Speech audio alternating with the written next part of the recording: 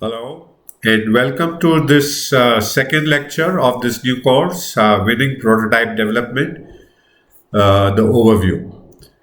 I am Arun Singhal, your management coach and mentor with 40 years of experience in people development.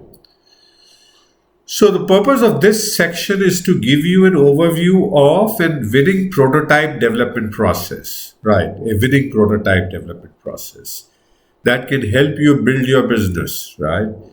And in this lecture, particularly, we're going to talk about two things. One, what is this winning prototype? We will talk about that and also understand what is the process of winning prototype development process and how is it different from a normal prototype development, right? We will talk about that.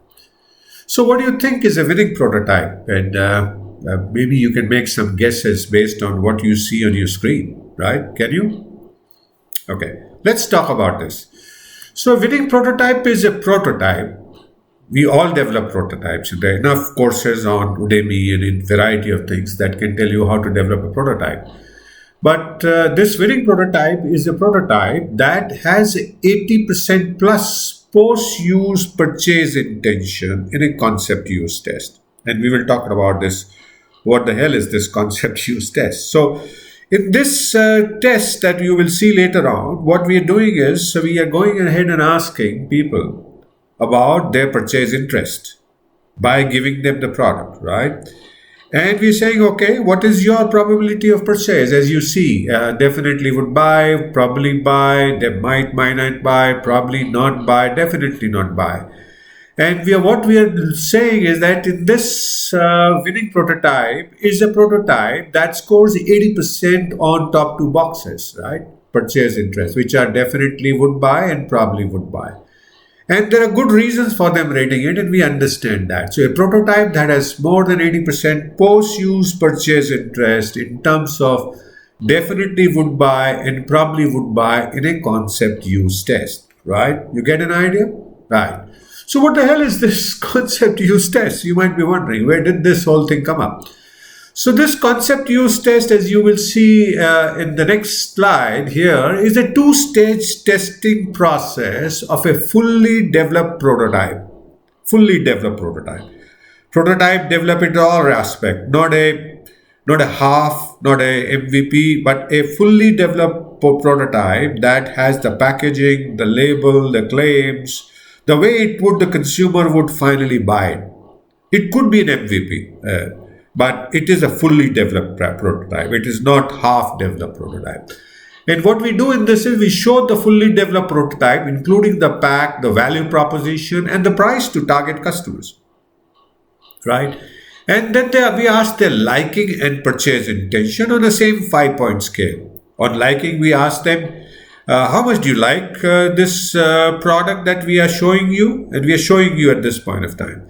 On a scale of 5, where 5 is I like hell of a lot, I like a little, I neither like it nor dislike it, I don't like it, I don't like it all. So on a 5 point scale, and we ask for the reasons.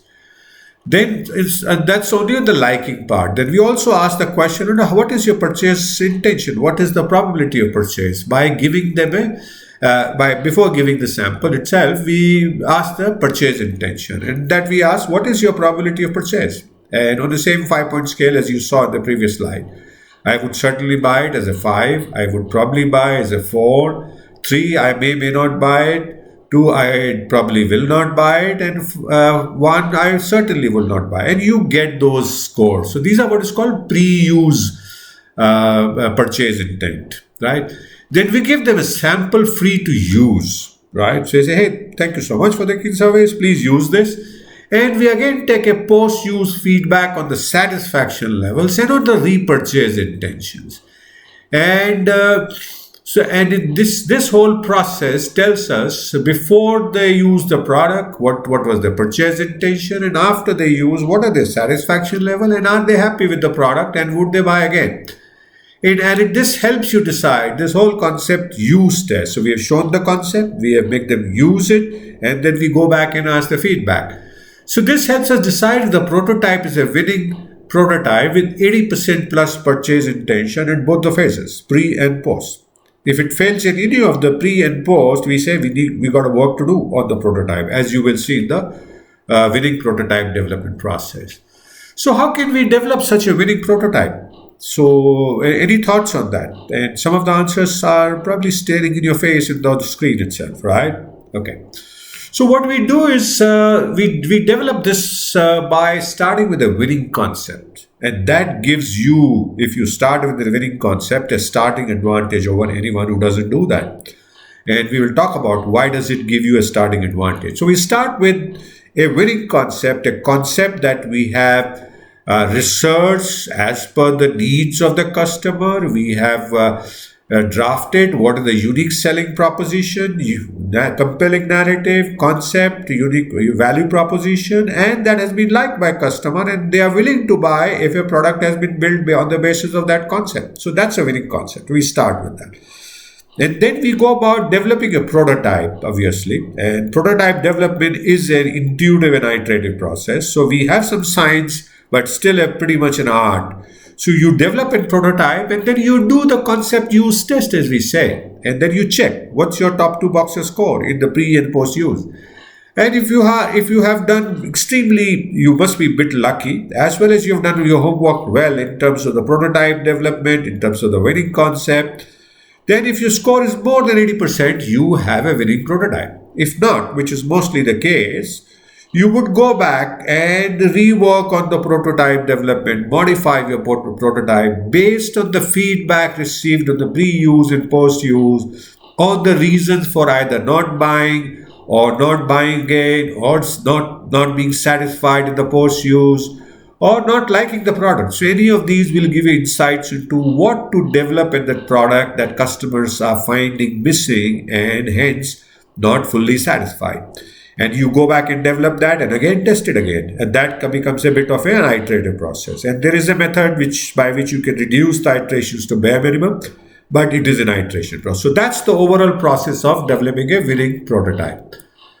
So what do we do next? In the next module. So in the next module, since the winning concept is such an important thing and gives you a starting advantage, we will spend a section, couple of lectures, 3 lectures if I remember right, on understanding what is this winning concept and how does it help and how can you at a very broad level develop it. And there's a whole separate course on developing this value proposition. If you want to take a look at, you can look at that. But right now, it will be good to look at the next section. And with that, let me thank you for being with me on watching this video of the overview of winning prototype development. I hope you are finding something new, something exciting, and you have started learning something. And I look forward to seeing you again in the next lecture.